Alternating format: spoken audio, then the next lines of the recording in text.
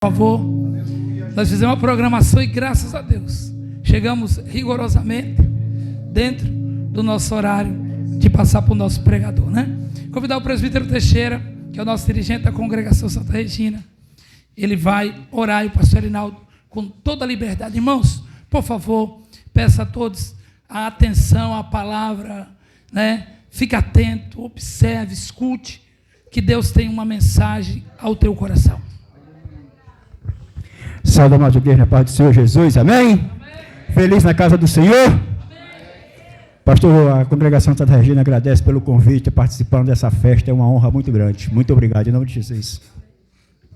Meus irmãos, vamos estender a mão para cá, vamos orar para o nosso servo de Deus. Senhor, meu Deus, meu Pai, aqui está teu servo, Pai, usa ele tremendamente, Pai, de uma maneira sobrenatural para falar com essa igreja maravilhosa, Senhor Jesus. Pai querido, eu sei que tu colocou no coração dele, Pai, aquilo que tu quer falar, Pai, não que queremos ouvir, Senhor Deus. Pai, que cada um aqui presente, Pai, se concentre em tudo que vai ser falado, Pai, para que ele saiba discernir a tua voz, Pai, falando com cada um aqui, Pai, para que assim todos possam sair aqui, Pai, alimentados da tua palavra, Pai, em nome de Jesus, Pai. Se aquele que entrou triste, Pai, saia daqui feliz, fortalecido, aleluia, em nome de Jesus, Pai. Aquele que entrou forte, saia mais forte ainda, Pai, em nome de Jesus, Senhor Deus da glória. Abençoa, Pai, a cada um aqui presente, que essa palavra venha ser um canal de bênção para todos aqui. Assim eu te agradeço, em nome do Pai, do Filho e do Espírito Santo. Amém e amém. Obrigado. Meus irmãos, a paz do Senhor. Abra sua Bíblia no tema da festa. Vamos reler. Oi, pode dar mais um sonzinho no meu. É isso aqui, ó. Glória a Deus. Tá tudo? Aleluia. Efésios capítulo 3, versículo... Aleluia. Olha isso, mexe aí, fica top, né? Glória capítulo 3, aleluia, versículo 14, é o tema da festa, e nós vamos falar um pouquinho do assunto. Glória a Deus. Quem tem a Bíblia, diga amém. Amém. Então vamos ler. Por causa disso, me ponho de joelhos perante o Pai de nosso Senhor Jesus Cristo. Vamos fazer uma leitura participativa, todos nós.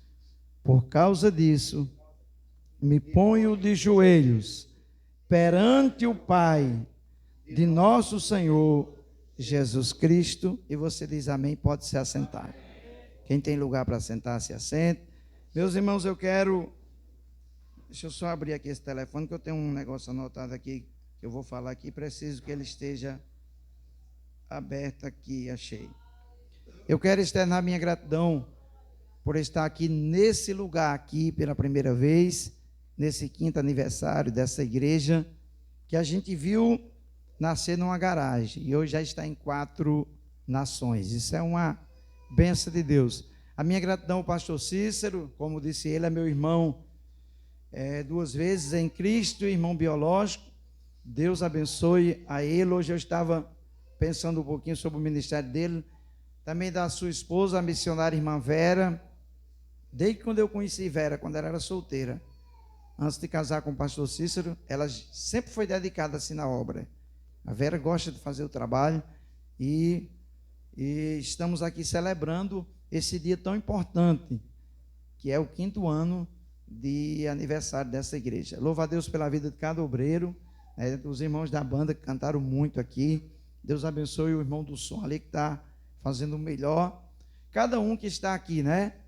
Nesse lugar. Louvo a Deus pela vida da minha esposa, minha companheira, 27 anos de casados, estamos aí trabalhando para Jesus, meu filho Kelvin, e cada um dos irmãos que estão aqui nessa noite.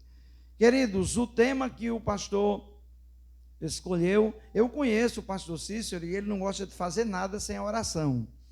Estou dizendo porque conheço de perto. Eu não era crente e de madrugada, ele solteiro ainda era jovem, ele orava e falava em língua e eu ficava meio assustado e dizia: o que é isso? Mas já era Jesus preparando para o futuro, né? Trabalhando na vida dele. Ele foi pastor também da minha esposa quando ela era solteira, e ele era solteiro também. Nós temos uma história de ministério por aí. Não nascemos ontem na obra, estamos aí há muito tempo trabalhando, e louvamos a Deus pela vida de cada um. E o tema que o pastor escolheu está nos trazendo uma mensagem muito linda e de fácil compreensão. A Bíblia tem pelo menos 3 tipos de linguagem. Linguagem simbólica. O simbolismo da Bíblia é muito rico. Só que, por ser uma linguagem simbólica, você precisa de ajuda para compreender.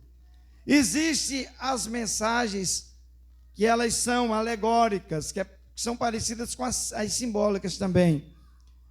Por exemplo, tem até um hino que cantam muito, uma roda grande dentro de uma roda pequena. Se a gente for pensar dentro da lógica humana, não tem possibilidades, falando dentro de um contexto lógico e científico, não há possibilidade de um ciclo, uma roda grande, ser colocada dentro de uma pequena. Mas na perspectiva de Deus, isso é possível. Então, dentro das mensagens simbólicas e alegóricas, estão as parábolas de Jesus, 40 parábolas de Jesus. Eu tenho um programa numa TV web, rádio web, chamado Ebenezer, e as pessoas fazem pergunta ao vivo. E essa semana um cara fez uma pergunta sobre uma das parábolas de Jesus, que é uma das mais difíceis de responder. E o cara fez questão de fazer uma pergunta. Disse: pastor, posso fazer uma pergunta? Eu disse: pode. Eu pensei que era dentro do assunto que eu estava falando. E ele fez uma pergunta e eu tive que me estribuchar, como diz por aí, para não perder o foco da resposta. Mas deu tudo certo e Deus abençoou. Paulo disse assim: por causa disso, eu me coloco de joelhos perante o Deus Pai de nosso Senhor e Salvador Jesus Cristo. Irmãos, a igreja de Éfeso, ela tem uma história. Paulo esteve em Éfeso 2 vezes. É interessante que na primeira vez que Paulo chegou em Éfeso, ele não demorou na cidade. Quem já passou numa cidade aí rápido alguma vez? Deus não deixou Paulo ficar em Éfeso da primeira vez. Ele andava com um casal chamado Áquila e Priscila. A Bíblia diz em Atos 17 que ele deixou o casal lá, porque no coração dele tinha um desejo dele ir para Jerusalém, passar a Páscoa em Jerusalém. E assim ele vai para Jerusalém, deixa aquele casal. Só que Deus tinha uma obra com Paulo na cidade de Éfeso. Paulo pensou que talvez nunca mais voltava ali. Talvez ele achava que nunca mais voltava àquele lugar. Pode deixar que está no ponto. Pode deixar, tá? Bloquearam a live? Ah, foi o caso do louvor. Tá bom, mas estou gravando ali. Quer recomeça ali, nega? É porque o Facebook agora está bloqueando. Infelizmente, é por causa de algum louvor que a banda tocou, eles bloqueiam na hora. Mas a outra está gravando, a branquinha está tudo certo. Tá? Então veja bem, irmãos. Paulo passa de passagem em Éfeso e deixa aquele casal lá para fazer a obra, vai para Jerusalém. Só que depois, na segunda viagem missionária, Deus traz ele de volta. Ele vai para Grécia, para Atenas, onde ele tem um debate muito grande com os atenienses. Eu sempre costumo dizer, eu preguei em Curitiba terça-feira, eu falei que a chegada de Paulo em Éfeso, pastor Cícero, foi o encontro da filosofia com a fé cristã. Por quê? Porque quando Paulo chegou no Areópago, que era um tipo de centro de convenção lá na cidade de Atenas, o Paulo tinha aproveitado e tinha dado uma observada no panteão de deuses que tinha em Atenas, na Grécia, e ele observou que tinha uma frase escrita assim, pastor Hamilton: ao Deus desconhecido. Paulo disse: é sobre esse Deus desconhecidos que eu vou pregar em Atenas. E Paulo começa a pregar sobre a ressurreição. Irmãos, Paulo está falando de ressurreição lá em Atenas, na Grécia, para os filósofos que tinham história naquela região. Haviam 2 grupos, dizem Atos 18, de filósofos na Grécia: os chamados epicureus e os estoicos. Os epicureus não acreditavam nesse negócio de vida após morte. Já os estoicos tinham um pouquinho de crença nessa história. E quando eles viram Paulo falando a respeito de um assunto que eles não conheciam, porque se tinha uma coisa que os gregos gostavam, era de assunto filosófico, assuntos novos, coisas que mexiam com as emoções deles. E eles pegaram Paulo e levaram para o Areópago. Algumas pessoas chamam Areópago, outras chamam Areópago. Era um centro de convenção e levaram Paulo para lá. E disseram: que nova doutrina é essa, Paulo, que você está falando aqui para a gente? Nós queremos saber. Aí Paulo diz: passando em vossos altares, eu percebi que vocês são um pouco, meio mistos. Essa era a verdade que Paulo estava dizendo sobre eles. Vocês são supersticiosos, a Bíblia fala essa palavra. Mas eu observei que vocês estão adorando ao Deus que eu estou pregando.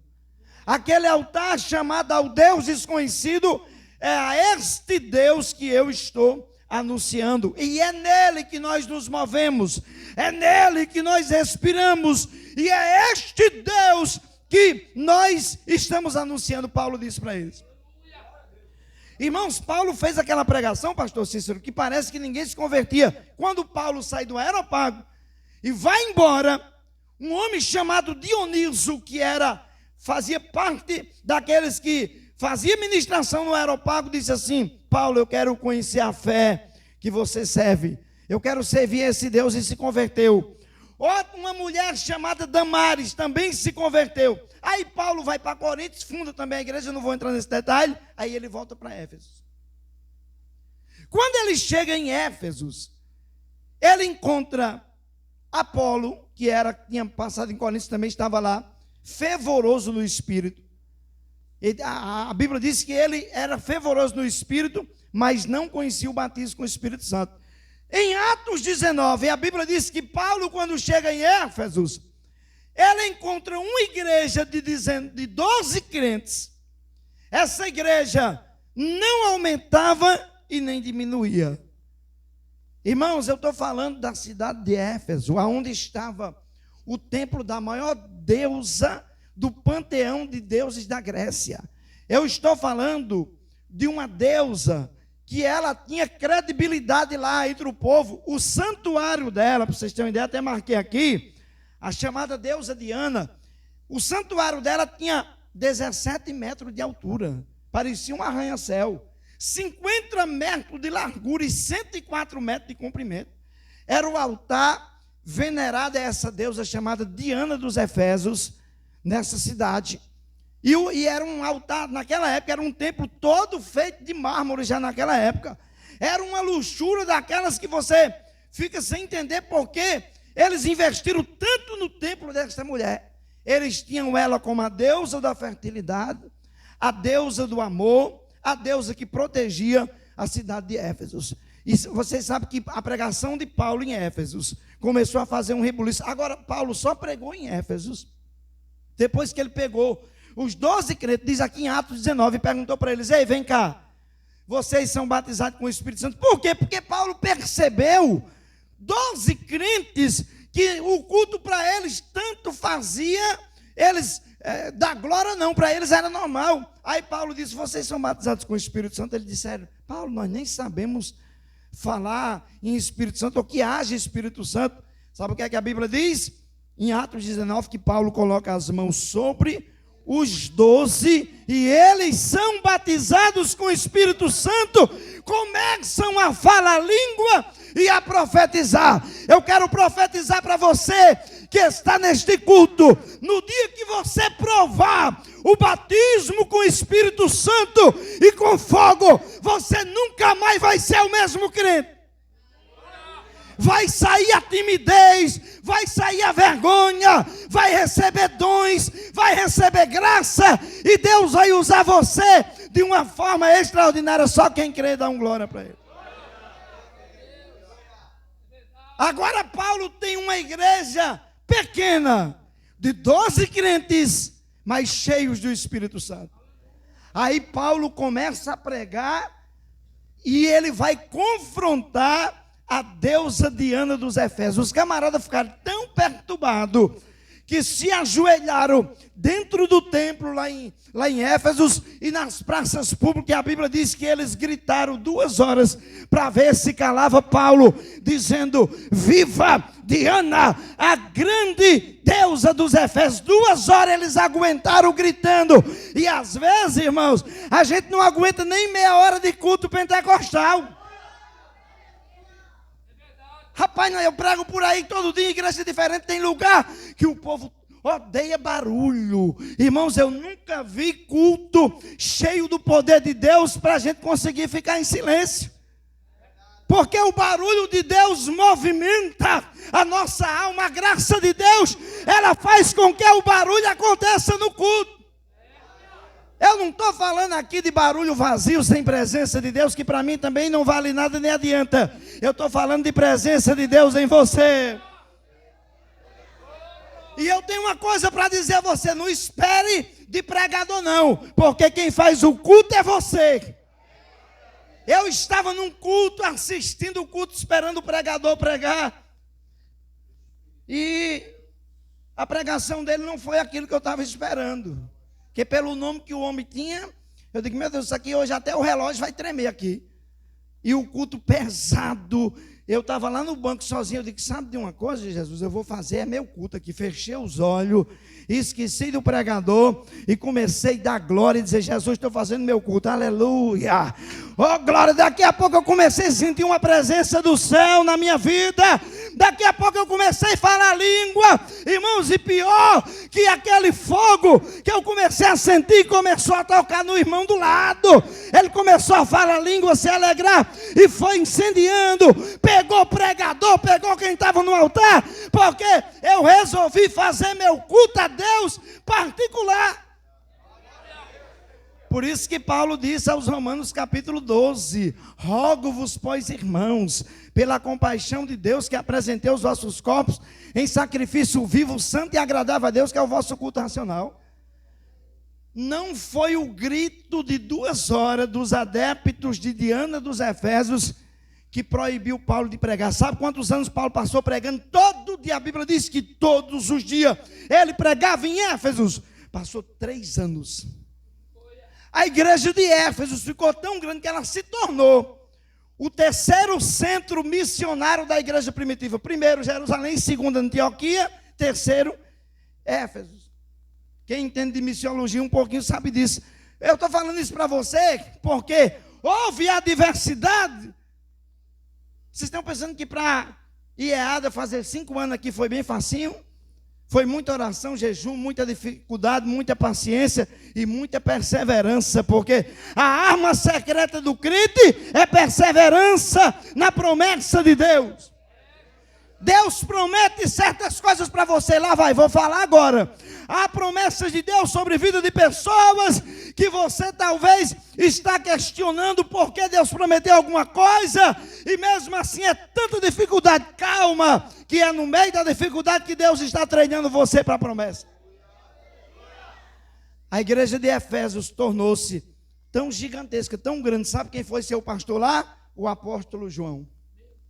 O apóstolo João, ele escreveu o Evangelho de João, que fala da divindade de Cristo, que a gente gosta muito do Evangelho de João. Ele estava em Éfeso, pastoreando a igreja, quando ele escreveu o Evangelho segundo João.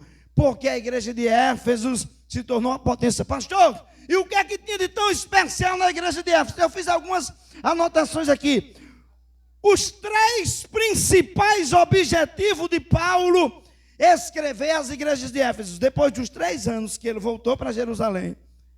Aí ele vai para Roma, na 3ª viagem missionária, e lá de Roma, ele recebeu umas notícias de umas coisas estranhas que estavam acontecendo na igreja de Éfeso. Paulo falou: na igreja que eu fui pastor, sim, lá onde João está. Na igreja, que é a 3ª base missionária da igreja, sim, está acontecendo isso e isso lá. Está dando uma briga entre judeus crentes e gregos crentes. Eles não estão se entendendo porque há princípios de divisões entre eles, porque os gregos não estão se entendendo com os judeus. Aí Paulo escreve para eles. Primeiro objetivo de Paulo era ajudar esses convertidos a obter o conhecimento espiritual de Deus. Paulo orou, pastor Cícero, disse assim: Eu olho para Deus abrir os olhos do vosso entendimento. Você tem os olhos físicos que está me vendo, está vendo quem está perto de você, mas você tem os olhos espirituais, os olhos de entendimento. Eu vou usar a profecia de Paulo aqui, ministrar nesse congresso, nessa noite de aniversário. Deus vai abrir os olhos do seu entendimento. Você vai entender primeiro a perfeita, a bendita, a santa, a gloriosa vontade de Deus para você. Talvez até hoje você está se batendo, se perguntando qual é a vontade de Deus para a sua vida. Os olhos do seu entendimento vão se abrir. Essa era a primeira ideia de Paulo ao escrever aos Efésios, para que eles tivessem o conhecimento espiritual. Pastor, o que é conhecimento espiritual? Irmãos, quando a gente começa a conhecer aquilo que é espiritual, a gente começa a entender, a primeira coisa que a gente entende, que a gente está aqui de passagem. Você não se apega à sua casa. O ano passado, em dezembro, eu fui lá para o Acre, para a cidade de Plácido de Castro, lá faz divisa com o Peru e com a Bolívia. Foi um trabalho dos Gideões lá. E uma coisa que me chamou a atenção, o cara mais rico da cidade é crente. Casa linda, com piscina, com tudo que você imaginar. Mas eu olhei para aquele homem com o entendimento de Cristo na vida, a casa aberta para receber os missionários, os crentes, uma base missionária praticamente na casa dele, e eu fiquei pensando, esse está entendendo que está aqui só de passagem. Quando você entende que está de passagem, primeira coisa, você se gasta pela obra de Deus. O apóstolo disse, eu me gasto e me deixarei gastar. Eu não quero saber quanto tempo eu vou ficar nessa terra. Enquanto eu estiver aqui, vou orar, vou jejuar, vou pregar, vou cantar. Se a corda do violão quebrar, eu não vou nem pedir dinheiro para a igreja. Eu vou comprar, vou botar a corda. Eu vou fazer alguma coisa para Jesus, porque eu estou aqui de passagem. Se eu perguntasse para você, por que é que você vai ir para o céu? A primeira coisa que você ia me responder, porque as ruas lá são de ouro. Pois eu quero ir para o céu porque Jesus está lá. A gente se lembra logo das ruas de ouro, naquele hino que eu canto sempre lá em casa, mais da esposa e o filho. As ruas são de ouro. Sabe por que a rua é de ouro? Porque o metal mais caro praticamente da terra lá vai ser para a gente pisar. Porque o importante lá não é o ouro, é Cristo que vai estar lá.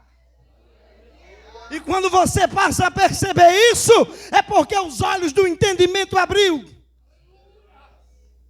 Paulo queria que os efésios entendessem isso em primeiro lugar. Em segundo lugar, Paulo queria promover a união particular entre os membros, se fossem gentios ou judeus. Ele orou por isso. Havia, pastor Cícero, mesmo com aqueles crentes que foram batizados com o Espírito Santo, que tinham o apóstolo João, que andou com Jesus, estando com eles ali. Mas havia Tom e Jerry naquela igreja. Mas Paulo conhecia a palavra. Paulo disse, por causa disso, eu me coloco de joelho. Daqui a pouco eu vou chegar onde eu quero chegar na mensagem. Por causa disso, Paulo tinha uma lista, porque era que ele estava se colocando de joelho. Então a ideia de Paulo era essa, que houvesse reconciliação e união entre os crentes. Eu não estou falando de seguidor de Diana, não. Eram os crentes da cidade de Éfeso. Os gentios pendiam para o lado da filosofia, lembrando-se de Cícero, de Platão, de Aristóteles, dos filósofos da Grécia. Já os outros ficavam pensando nas crenças ainda do judaísmo. Aí Paulo ora por esta causa, para que eles passassem a entender que agora a barreira da separação caiu e em Cristo eles eram um.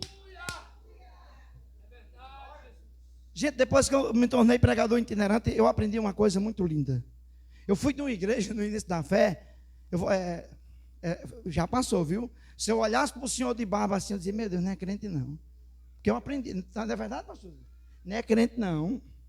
O irmão ali, que a gente aprende, não, a gente aprendeu que não era crente. A gente aprendeu assim, camiseta assim, está desviado, não é crente não. Porque você aprendeu assim. Sem gravata também não podia não, vocês sabem da história. Eu estou falando aqui, pastor, o que é que o senhor aprendeu? Eu aprendi. Irmãos, tem todo tipo de igreja. Tem igreja que a parede é preta, tem umas que tem luz na cara da gente, chega e dói nos olhos. Eu nem estou aí para essas coisas. Eu chego lá e prego Cristo. Tem cara de barba, tem cara de camiseta, tem gente de camisa, tem gente de paletó. Mas sabe o que é que eu percebi? Que há diversidades de ministério, mas o Cristo da igreja é um só. Nós não estamos no tempo de nos preocupar.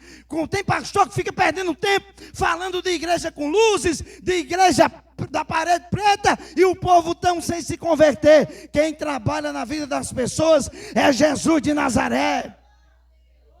Jesus já está preocupado com a sua barba. Jesus está preocupado que você seja crente, que você seja diferente do mundo, que você tenha um nome escrito no céu, no livro da vida. Para isso Deus está trabalhando em mim e em você. Então Paulo queria que essa briga se acabasse no meio dos crentes da cidade de Éfeso. Vocês são um só. Vocês são gregos e judeus, mas se unam. Essa era a oração de Paulo. Por isso que ele disse, por causa disso. E Paulo estava dizendo assim, por causa dessa briguinha entre gregos e judeus crentes, eu me coloco de joelho. Por que Paulo vai falar essa frase e Deus vai dar uma direção para ele? Porque Paulo sabia que isso aqui, aqui, ainda resolve muita coisa. Isso aqui ainda resolve muita coisa. Pena que a gente não faz mais isso. Aqui, assim que eu acordo, vou olhar se tem alguma mensagem no WhatsApp. Não minta não que é pecado, não precisa se expor não. Se você não for forte o suficiente para fazer seu devocional, sua oração, antes de olhar o aparelho celular, você não consegue vencer esse tipo de coisa. Daqui a pouco recebe uma notícia ruim, não dá mais nem temporada, tem que sair na carreira. Ei, controle o seu tempo com Deus, porque é mais importante do que qualquer coisa na terra. Eu tenho um hábito na minha casa de fazer um devocional de manhã, mas a esposa, ela gosta de fazer o dela só e eu em outro lugar, porque é particularidade. Às vezes ela está fazendo uma oração que não quer que eu escute, ou eu quero orar, que ela não escuta, apesar de não ter segredos. Cada um tem sua particularidade. Assim que eu me levanto, eu já saio logo, vou lá para o outro quarto, porque ela precisa fazer o devocional. Por que a gente faz isso? Porque a gente precisa estar em oração diante de Deus. Não é dizer que ora aqui no púlpito, é orar às escondidas, porque a gente precisa. E Paulo diz, por causa disso, eu me ponho de joelho. Gente, às vezes eu fico assim meio pensando, como é que alguém diz que não tem palavras para orar, ou não tem por que orar? Pelo amor de Deus, irmão. Começa a orar pela cidade, começa a orar pela sua família, faz uma listinha de gente, não falta. Daqui a pouco falta tempo para orar por tanta gente. Então Paulo, primeira coisa, orar para que os crentes tivessem o conhecimento espiritual. Segundo, tivesse entre eles união. E em terceiro lugar, Paulo queria incentivar, isso aqui eu acho muito lindo, os crentes de Éfeso a usarem as armaduras de Deus para resistirem todas as ciladas do diabo.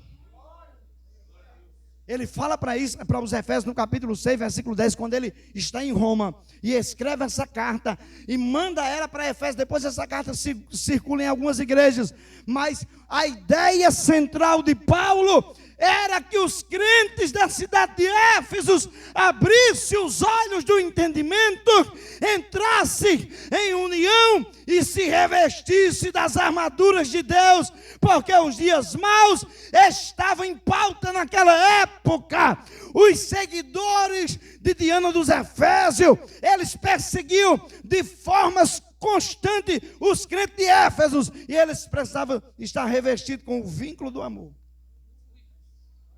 No capítulo 4 de Éfeso, versículo 11, Paulo falou dos 5 ministérios. Ele disse que Deus deu para a igreja, no meio dos judeus e gregos discutindo, alguns com entendimento fechado. Paulo vai dizer assim, que o Deus de paz, ele deu para a igreja uns para serem profetas. É aquele que é enviado. Profeta não é aquele que se auto-intitula profeta. Irmão, tem uns profetas por aí que o sangue de Jesus tem poder. Pode acreditar, a gente fica olhando, irmão, como é teu nome? É profeta. Tem quantos anos de crente? 2 anos. Já é o quê? Sou apóstolo. Estou dizendo para vocês, daqui a pouco vai aparecer querubim, porque as graduações já se acabou. Pastor, o senhor está dizendo que não tem apóstolo? Tem. Apóstolo é aquele que é enviado, que tem uma missão específica. Aí Paulo disse, Deus deu alguns para evangelistas. Irmão, tem gente que nunca prestou e nunca vai prestar para dirigir uma igreja, mas é um evangelista de mão cheia. Você está com ele começa a falar de Jesus para alguém, daqui a pouco a pessoa está chorando. Você fala 2 horas, o cara não sente nada. O evangelista tem o dom de evangelizar. Daqui a pouco está pregando para alguém está chorando. Paulo disse que na igreja tem mestres. Deus deu algum para serem mestres. Aquela pessoa que tem a capacidade de ensinar dentro das escrituras sagradas, catucar o pecado do diabo e mostrar a verdade do evangelho através da Bíblia. Paulo disse que Deus deu para os crentes de Éfeso pastores e doutores. Pastor, quem são os doutores? São aqueles tipos de obreiro que aparecem com raridade na igreja. E na brasileira tem alguns doutores. Eu escutei um pastor do Rio de Janeiro pregar, que quando eu comecei a ouvir a mensagem, eu falei, doutor da Bíblia, com certeza.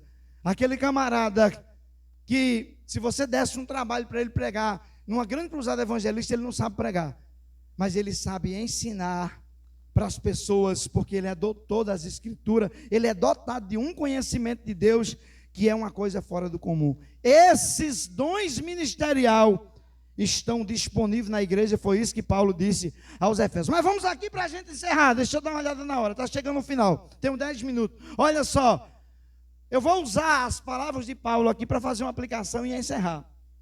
Paulo disse, por causa disso, eu me coloco de joelho.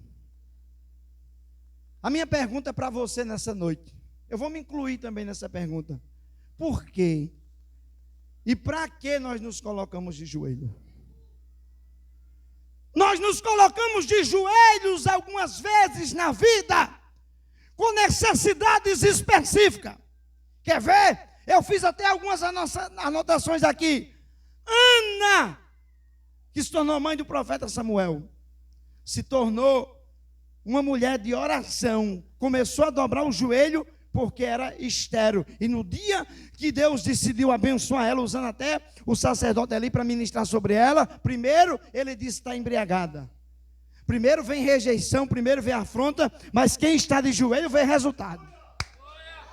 Pega aí, você está de joelho, pastor, estou de joelho, mas não está acontecendo nada. Também não estava acontecendo na vida da Ana, mas no dia que a afronta chegou, o milagre chegou junto da afronta. Por causa da esterilidade, ela se colocou de joelho. Tem outra pessoa da Bíblia, o nome dele é Isaac. Isaac casou com Rebeca. Gente, se Isaac não fosse bem crente, de tanta promessa que ele tinha, ele não saía nem de casa, ia ficar só dormindo, porque Deus disse a ele, as bênçãos do teu pai Abraão vão repousar sobre ti.